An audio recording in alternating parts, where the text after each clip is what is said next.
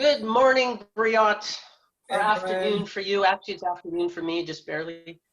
I'm feeling my oats today. I don't know what's going on, but I'm yelling and jumping around, and I don't know what's happening. So if I get excited, don't be scared. All right. I think Um, I can handle it.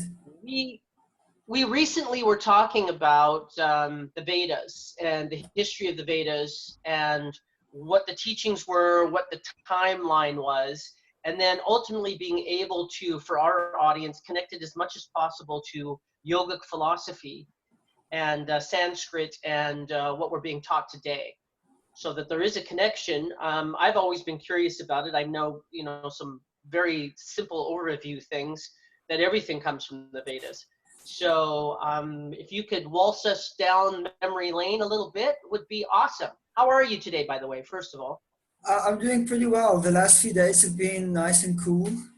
There's been like this massive thunderstorm day or two ago, and it was raining again today. So we're not melting for a day. It's Yay! been really hot. So it's been quite okay. It's been a very pleasant day. It feels like Good. Durban, actually, a Durban summer. Okay. Yeah, That's still pretty warm, but okay. it's warm. It's Um, Durban. so how do you feel about today's possible topic? Is that resonating with you? Is Yes, yeah, having a look at the Vedas and connecting them to yogic philosophy today? right. So the Vedas is something that's been very obscured in modern history because since the Western imperialism have entered into Asia and particularly the Middle East, which was before the British influence known as Bharat Varsha, which included the whole area south of the Himalayas, which was India, Pakistan, Afghanistan, Iran, Tibet, that whole larger kind of um, portion of land, then then Vedic culture was very rich. But then after when the British came to interfere there, they had introduced certain ideas and myths which they created, like the Aryan invasion theory, for example, which I'll talk about a bit later, to try and discredit the Vedas. And then they even date the Vedas back to an earlier period than which it actually is dated to. And I'll mention something about that too. So it's definitely a very powerful fund of knowledge. It has been very sought after throughout the centuries from various civilizations, and even things like, for example, the Pythagorean formula, mathematical formulas, which the Greek got, they got that from India. They did not come up with these things Interesting. themselves. Yes, Interesting. yes. I have some Greek friends that want to talk to you about that, but Right, okay. hear Yep, what keep they have going. to say. So the Vedas, Veda is a Sanskrit name which means knowledge. And in Just, India, just, just one sec. One second. With Pythagorean, one of the things that he's famous for is that bed, which is a monochord, and he's attributed with creating it, and it's oh wow, strings underneath the bed yeah, that is to create frequency, the same note, and that is to heal people. yeah, like So, do you harmonics. know from your Veda experience? Do you know anything about that? I don't know. I've not encountered anything like that before. Although I've not studied the Vedas looking for things like that yet. But Okay, but from my get personal back to experience, me if I've it's not. But that's really interesting. I've been on this crossing your monochord path. beds. They're amazing. Okay, keep But going. Sorry to okay. interrupt. So Veda is a Sanskrit word which means knowledge. So anything that constitutes knowledge would be found in the Vedas. It's a complete treatise of work. And today, there's only about, I think it's 2% of the Vedas still remain. And that 2% itself is actually too much to be able to study in a lifetime.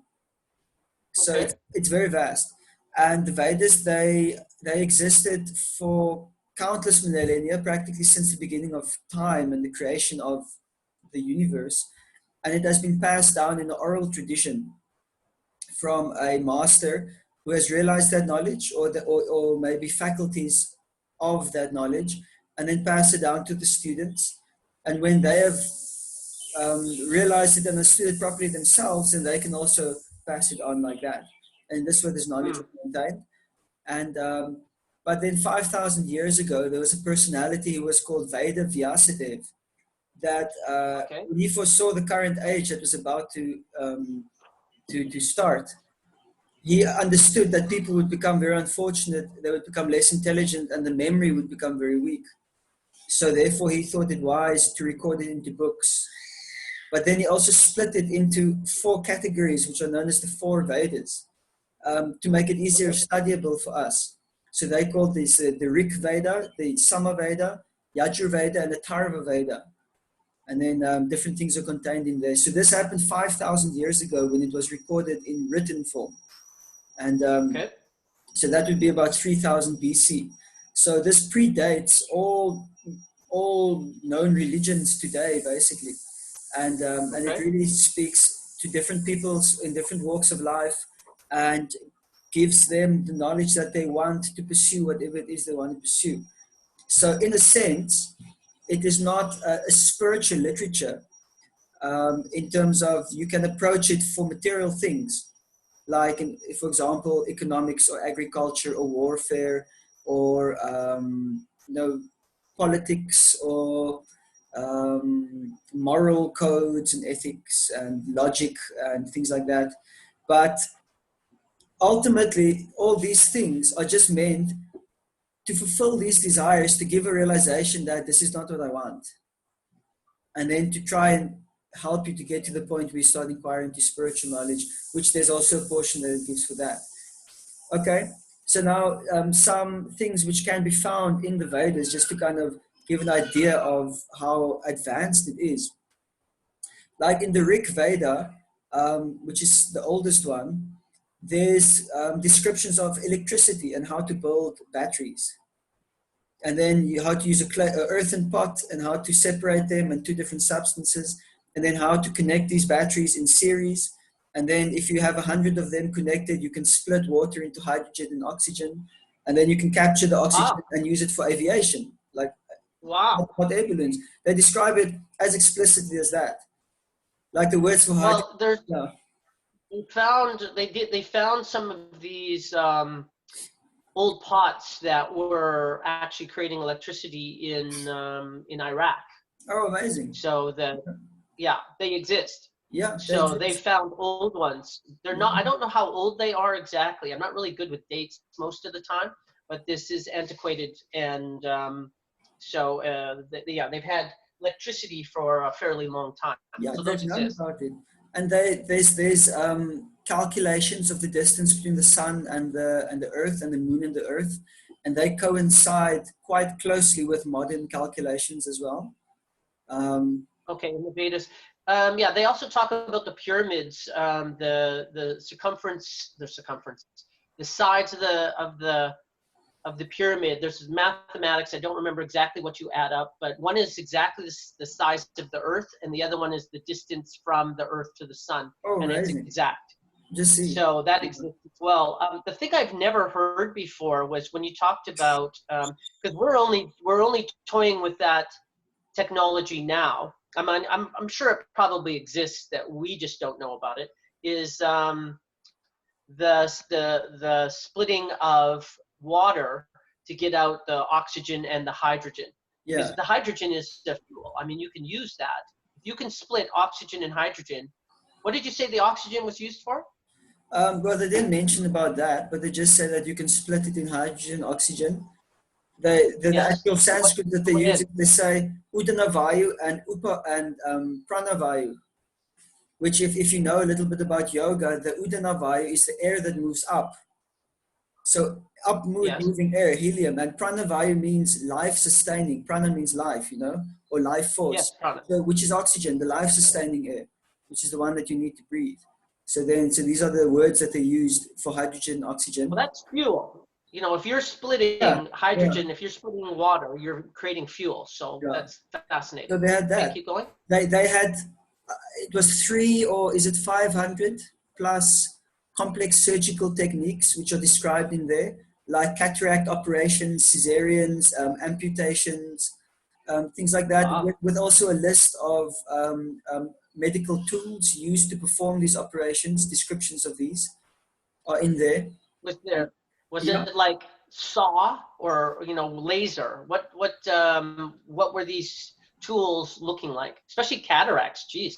Yeah, they would be like what do you call it, tongs and pincers and scalpels Okay. and knives. And Okay. then you'd have something like a saw or something, but they also had anesthetics.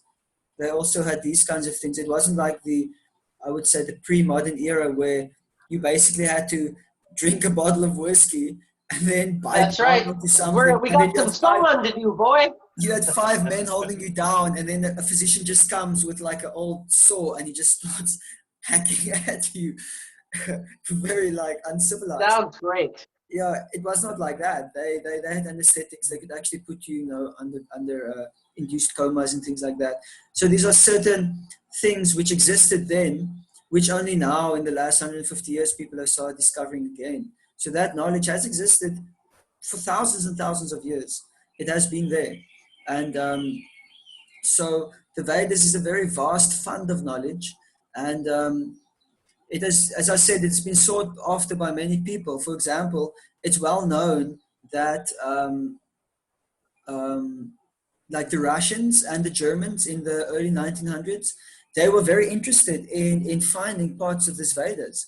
And that there's this one book called Hitler's High Priestess or something like that, which is that Hitler had one girl or a girlfriend or a connection with a woman who had a connection to India.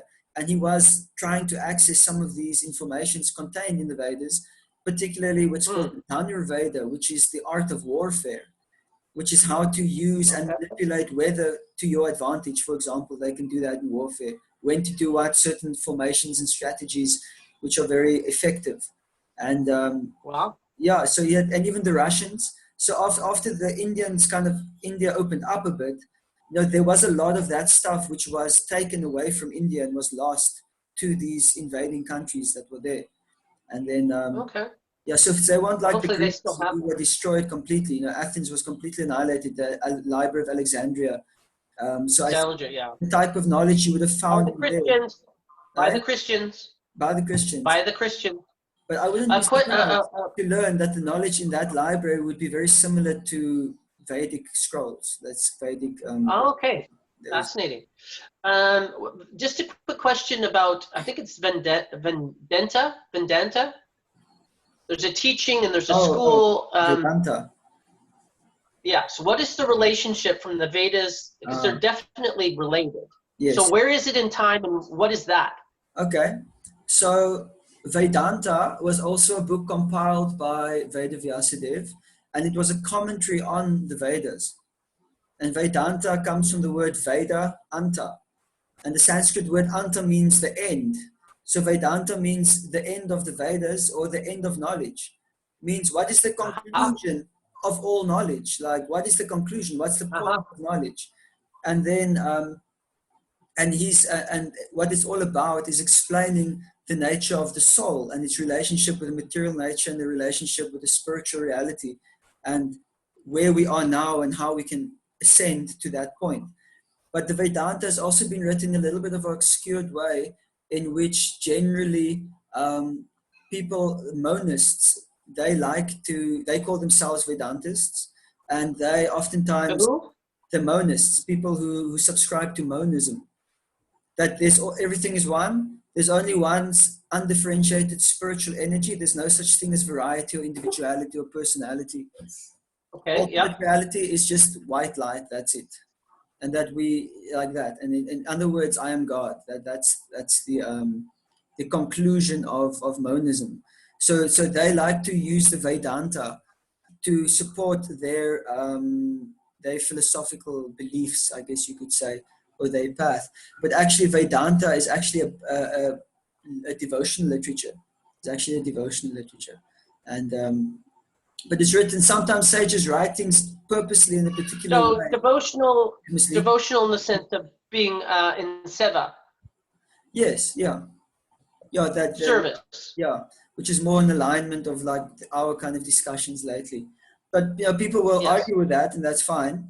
But that argument has happened since the beginning of time, also between dualists and monists, where dualists say no, but there's two. But even in the Okay. Bhakti, I'm not a dualist, so yeah, in the Bhakti tradition, they actually synthesize both. They actually say that there's both one monism and dualism. It depends from which perspectives you're looking, but both exist simultaneously in an inconceivable manner. yeah. So it means that we're all Okay. one by quality because we all part of the same spiritual source, like the sun rays and the sun. So there's no difference between them. Yeah. They have the same quality. So there's oneness. But there's also Yes. difference because the sun rays are not equal to the sun because the sun rays are small and dependent on the sun, whereas the sun is independent. And the sun ray is just a Yes. tiny fragment of the sun. In that way, there's difference. So these two realities, they Yeah. coexist. So therefore, And there's like when I talk about the Course in Miracles, and one of the things I quote from there is the only difference between you and God is God created you, but you didn't create God. yeah, And the I sun love and that the point. sun ray is a very good analogy for that. Yeah, So I'll be stealing that, by the way. Thank you. great. You can go for it. It's called Achintya Veda Veda Tattva. It means inconceivable, simultaneous, oneness, and difference. So to kind of try and Okay. synthesize both of these ideas at the same time, it'll give you a headache. I think we're too Yeah. small to fathom that. Paradox. Yeah, You need to embrace paradox at some point. exactly. Yeah, it's inconceivable. And I think that's also a quality of God is that he's inconceivable. And if he was conceivable, Mm. then he would not be God. And what kind of a God is that? Yes. so Yes. so interesting. So What kind of God is that? so Vedanta means the end of knowledge, and that's also been compiled by Veda Vyasadeva after he compiled it. It's his commentary on the Vedas. That's what Vedanta Do is. you have a timeline when Vedanta was prevalent, created, and Well, I would say the dates now. I know because it was compiled just after the Vedas, so that would be about 5,000 years ago. Um, wow? and I would say it was. I think it might have really picked up prevalence at the advent of Sankaracharya. He's an Indian saint who appeared. I don't know the time actually. It could have been like maybe 500 or 1,000 after Christ. It was after Buddha's advent, and Oh, really? Okay. yes, and he basically by the strength of his philosophical presentation of Aham Brahmasmi, that I am spirit. Um, and he challenged the Buddhist notion that there's nothing, that everything is just void, then that's when the Buddhists, they fled to the Far East. And then this teachings of monism, which was being propagated by Sankaracharya, which, by the way, just for interest's sake, is an incarnation of Lord Shiva, just putting that out there, that he used the Vedanta a lot. He used the Vedanta a lot. Yeah. So Okay. So all these Sankarachaits and people, it's called Advaitavad. It means the path of oneness or monism. They call themselves Vedantists because they're students of the Vedas and Vedanta. So they look. Usually, a group of people do not create a new name unless they're different than something historically. What were they separating themselves from? Like, what's the difference? Like, oneness is, across the board as far as I'm concerned, and that there's one energy. What were they eliminating? What were they saying? We're not that, we're this. Well, I think their distinction is that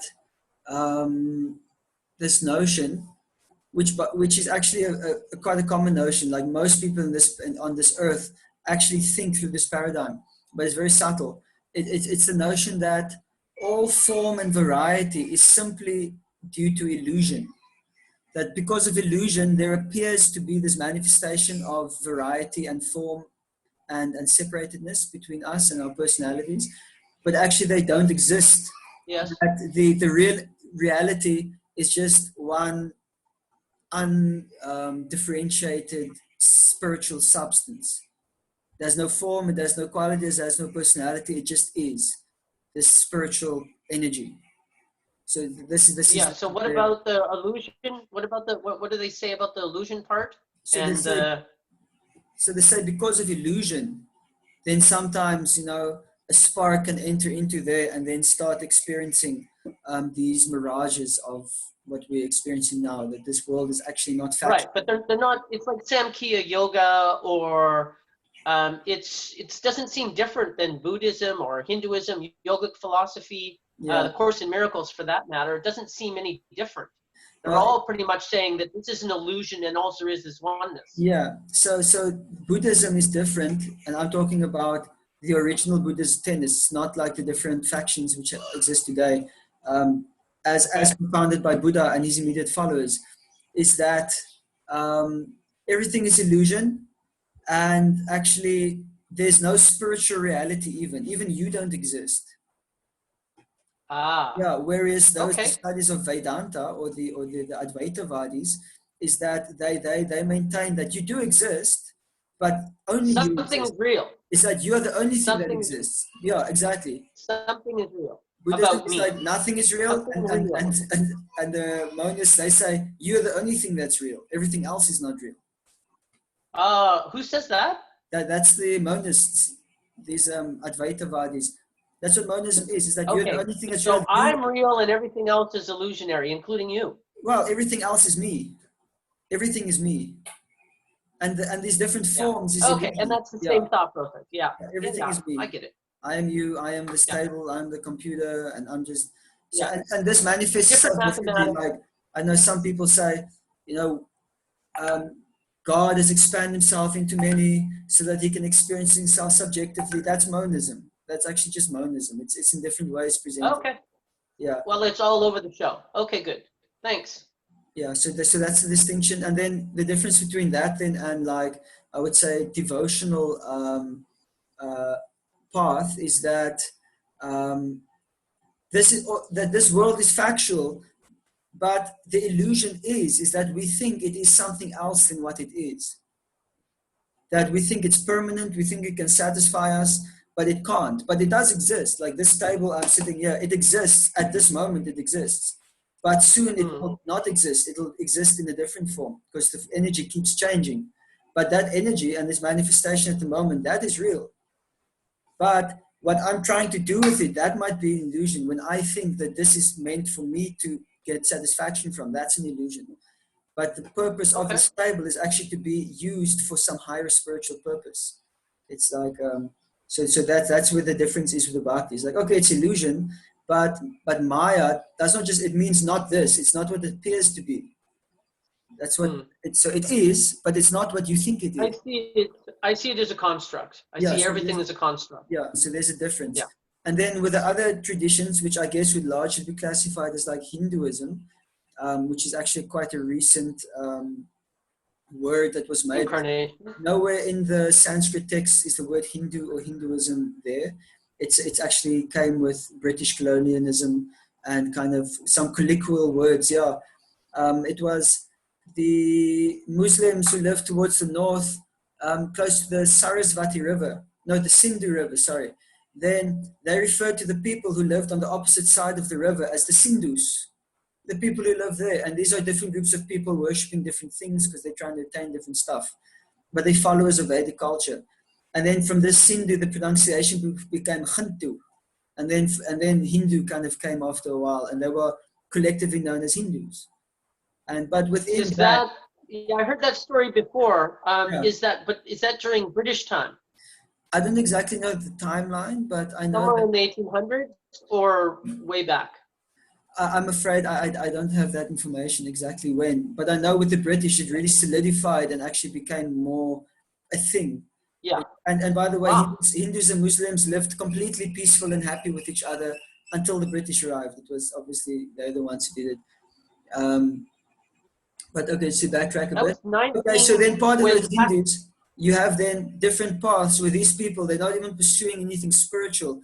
They're just simply trying to perform some kinds of sacrifices or some kind of yoga because they desire to attain some kind of material destination that they want to enjoy in the next life. So that's a whole class of materialistic people. But what we've spoken up until now are more the spiritually orientated people that are yes, there, which take advantage of the Vedas. Whereas the Buddhists are actually not right. Veda followers. They reject the Vedas outright. Who did? The Buddhas. Buddha, actually, The that's one of Buddha. his things that he did. He kicked it out because it was being misused to harm animals. And in the name of Okay. sacrifice, they were killing lots of animals. So the Buddha said, okay, I don't want anything to do with this Veda. If this is what it's saying, let's just get back to a human platform of compassion and love and acceptance. And so that's what he did. Okay. Yeah, yeah. So if we can connect, there's a lot of information. So if we can connect at the end of the day, we want to connect the Vedas with what's still present in yogic philosophy. Okay. So the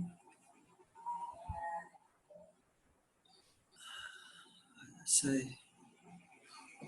I'm trying to like condense it, so it's kind of comes out a little bit more concise and shorter. Yeah, fine, take your Yeah, time. yeah.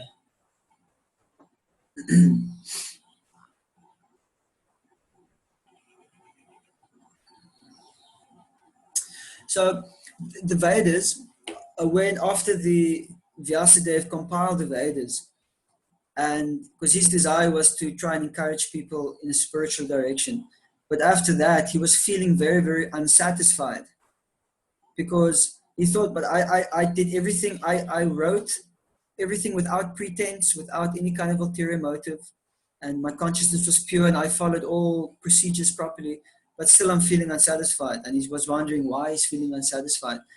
And he felt that was because he did not describe this aspect of love to creation and the creator directly. He only kind of hinted at it. And that actually the essence of all spiritual paths is love. It's to attain pure love that is already in yourself. It's to reawaken that love. It's not that you have to make it. It's already there. It's awakening the dormant love of God that sits within your heart, which exists within the heart of every living entity. And that this is the actual Vedanta, is to reawakening this love. And then at this stage, then one might, on different paths, there's always rules, regulations you have to follow. But when this love is reawakened, those rules, regulations, they fall away because love takes over and you're just acting on this platform of love, and you don't need those guidances anymore because you've already attained what those things were wanting to give you. So then, but until one is on that level, you have to follow rules, regulations. Otherwise, in the name of love, you can actually just be very sentimental or even destructive. Like some people I've seen, certain so-called new age leaders who treat people like utter trash in the pretense of being very spiritual and detached. And I'm just helping this person, with their ego and stuff. But actually the guy's being an asshole and he's using spirituality as an excuse to do Yeah. that.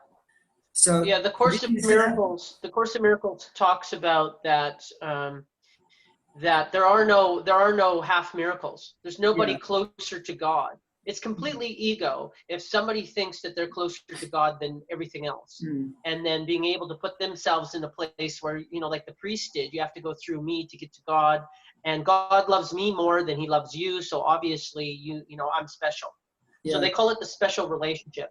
That's so nice. I like yes that.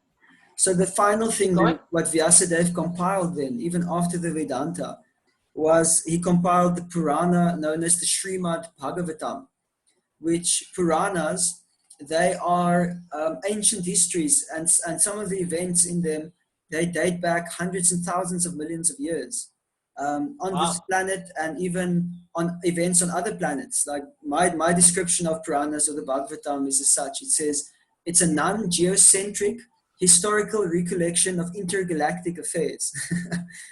So what he done was he had compiled certain events that had happened in the history of the universe into the Bhagavatam, and only such events which draw the consciousness to pure love of God in some way or other.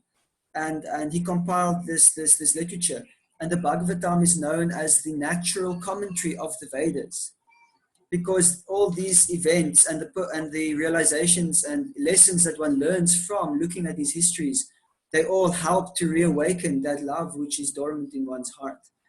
And it's a very beautiful literature. It's a very mystical literature. It's a very big literature. It will take up your whole bookshelf. If you've got a standard size bookshelf, you need at least two Yes. shelves to fill with the books. It's a phenomenal. Yeah. Which one is it? It's called the Srimad Bhagavatam, or it's also known as the Bhagavad Purana. There are many Yeah. different Puranas, and different Puranas, they're drawing the consciousness to different things. But the Bhagavad Purana's distinction is that it starts by saying that we reject any and all kind of religious or spiritual path that have any material motivations. And that we condemn any spiritual path which just simply waves the flag of spirituality. So, so outright they say, if this is your intention, then this is not really for you. But then they also say, but anybody who reads it will become purified. So in that way, it is actually meant for everybody. Even liberated souls, it's meant for them too. So even if you're on the perfect platform, then still you can absorb your consciousness and relish the subject matter in this book. So it's yeah, it's quite an amazing book. It is available. You can Google Srimad Bhagavatam and you can find it online. It's a very nice book. So I think I can end with that. That was Vyasadev's last contribution, and I would say it's not something that he made there. This Bhagavatam existed before, but he just recollected it and compiled it into the form that is digestible for us. It is like that. Yeah. Okay. So Right. was that an ending point? Because I have a question if it is. Yeah, I think you can. Yeah, that was an ending point. Okay. So so when you're talking about a liberated soul and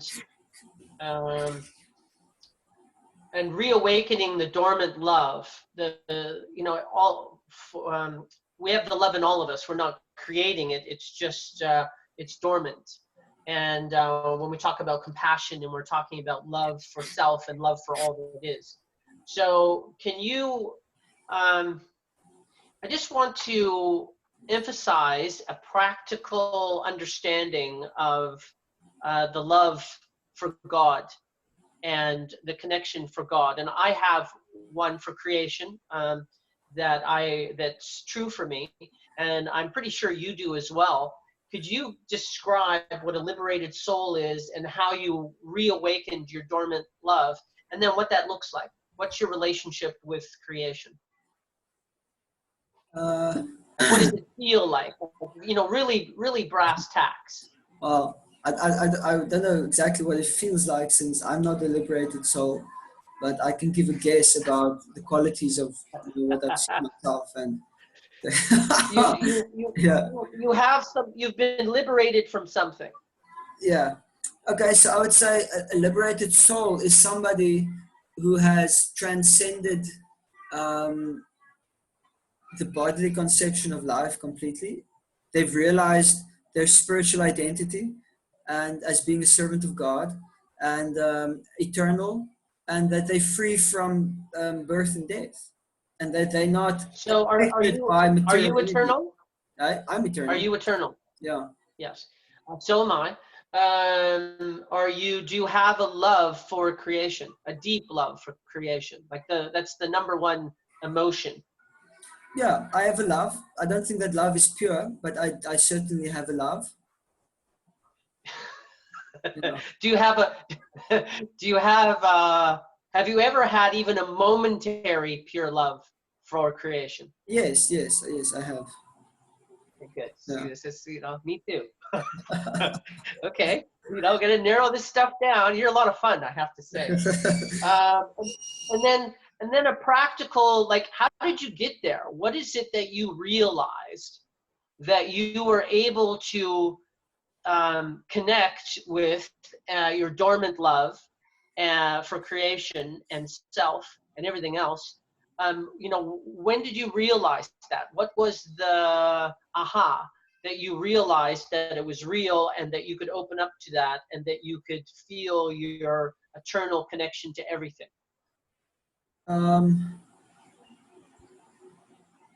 Just realizing by some amazing mercy that I'm not this mortal body and that this universe is not meant for me to enjoy. That's not the function of this universe. Okay, and what is? And that the function of this universe is to be engaged for the pleasure of God. and then actually doing it, And that, and actually doing it for that purpose, even if it's for a moment, then that's where the realization came in, because through engaging it right. in that way, that relationship was strongly established and I could feel that presence. And from there was the love Yes. was there. Yeah. Right. For you to be devotional to creation as a servant, you already had to have an emotional, energetic, spiritual connection to creation. Is that true? Yeah, yeah, you have to apply yourself. You have to endeavor for it. Yes, that's also true. Okay, so that was fun. And There also, was I'd just also one say last question. it's also not just a mental adjustment. A mental adjustment or some kind of philosophical understanding is not what's going to give you that. You have to Yes. spend energy to endeavor that, which means with your thoughts and your emotions, and also with your physical actions in your world. These are two different ways in which you actually express your desire for that. But it's not just something you can sit back and you don't change anything in your life and you just accept some kind of thing in your mind and you think, okay, now I've got it. It doesn't work like that, I'm afraid. Yeah. Yeah. Yeah. Also true. Yeah. Yeah, there has to be an expression of it. Mm. Wow, that's really true. The other one is that there's rumors of for the Vedas that there's some writings about an extraterrestrial origin. Um, so it might be, but if you could give a brief, just for those people that are interested in that kind of stuff, Yeah. is there anything you can say about that? Okay. I'll try to keep it short because we're already at 36 minutes, can you believe? But I think Yeah, it's a really juicy conversation, so let's go for it. yeah, Is that the Vedas were originally received by Brahma, which is the first living entity that entered into this universe upon its conception or its creation. And that before he actually assembled the ingredients and engineered the universe as it is now, he had purified his consciousness by practice of yoga, and then he received the Vedic knowledge directly from source, from God. Like there was a meeting, and then he was actually congratulated. Well done, you did it. And it even says that he came and he shook his hand. God shook his. There was a handshake. Anyway, he received this Vedas, and then these Vedas were then disseminated to different beings, and they were tasked to take it to different levels in the universe. That this universe is divided into 14 planetary systems, which coincide with a lot of different cultures. And in the Vedic tradition, they use like the lotus, but in the Greek they use Mount Olympus, and in the Kabbalistic traditions, ancient mystical Judaic branches, they use the tree of life. But they're all illustrating the yes, same thing. They're actually illustrating the same thing, and so they are what do you call it? They've got congruence amongst those different cultures, which supposedly had no contact, by the way. That also actually indicates prior contact before these things. Interesting enough. okay. You're So talking about the Kabbalists on the Tree of Life. yes, correct. Yeah. And Okay. so yeah, so then this knowledge was then brought down by different beings, and particularly the lineage that I'm connected to. Like I'm initiated into a line known as the Brahma Madhva Gaudiya Sampradaya, and which means the lineage I'm in started by Brahma. And we know like exactly this. It was then carried on to Narada Muni, who is a quite extraordinary celestial personality, and then he's the one who instructed Vyasadeva, and then Vyasadeva was his disciple, and then Vyasadeva spoke to Shukadev Goswami and to Sutta Goswami, and there's a whole list of people who then came, and then my spiritual master is in that line, and I've been initiated by him. So then so this is one line in which this knowledge has descended like that. And they're different beings also, not necessarily part of spiritual lineages, but that they've been tasked of preserving the knowledge. And also at certain times when the knowledge is lost, then it has to be reintroduced again into this planet, this humankind. So it's kind of in short. We're definitely going to have to spend a little bit more time on that. Yeah, it's a big subject. This is for the yoga teacher training students and alumni, is that if any of this conversation My data just ran out. to embellish the areas that you have curiosities. My Thank data you just very ran much out. once again, Briat. Thank you I also. look forward. I look forward to tomorrow's session. Awesome. Thank you. I know we went over time a little bit today, so thank you very much. Thank you Love also. and light to you, my sir. Haribo.